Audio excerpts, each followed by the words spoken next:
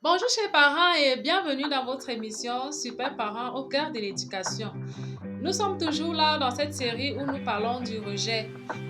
Dernièrement, nous avons parlé du rejet prénatal, nous avons parlé du rejet du sexe de l'enfant et dernièrement, nous avons parlé des avortements ratés. Aujourd'hui, nous allons aborder les enfants de remplacement. Qu'est-ce qu'un enfant de remplacement? Les enfants de remplacement sont ceux-là qui naissent après qu'un parent ait perdu un autre enfant.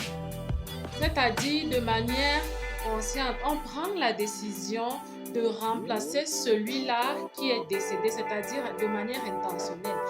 Nous ne parlons pas là des parents qui ont perdu un enfant et puis qui en ont fait d'autres, ça peut arriver. Mais nous parlons là de ceux qui ont fait un enfant avec l'intention de remplacer celui qui est parti. Nous aurons donc ainsi des enfants qui ont des difficultés à répondre aux attentes de leurs parents parce que les parents vont s'attendre à ce que cet enfant qui naît ait sensiblement les mêmes caractéristiques ou les mêmes capacités que le précédent qui s'en est allé. Nous avons donc des enfants qui ne se sentent pas à leur place parce que à chaque fois, autant pour moi, les parents attendent de lui qu'il soit ce qu'il n'est pas parce que il est né, il est lui, il a ses aptitudes, il a ses habitudes à lui, il n'est pas l'autre. Mais le parent va tout le temps s'attendre à ce que l'enfant, à son tour, ait les aptitudes de l'autre qui est décédé.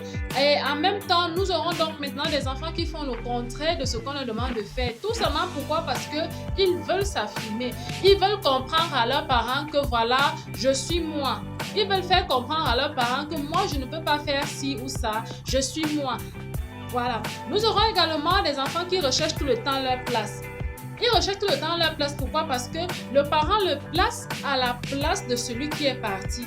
Si nous avons un parent qui a perdu un enfant à l'âge de 10 ans, un enfant qui était peut-être très intelligent, très brillant, et les parents décident de faire un enfant pour remplacer celui qui est parti. Le parent va vouloir à ce que cet enfant soit aussi intelligent que l'autre. Pourtant, chaque enfant a ses aptitudes.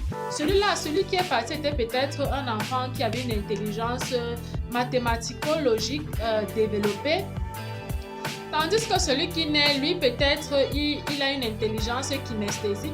Ce qui fait en sorte que le parent va toujours vouloir à ce que l'autre enfant fasse ce que celui décédé faisait. Du coup, il ne va pas se sentir à sa place. Donc, voilà un peu pour ce qui est des enfants de remplacement. Sur ça, n'oubliez pas de liker, de commenter, de partager. Laissez-nous vos avis et surtout, n'oubliez pas, super parent un jour, super parent toujours.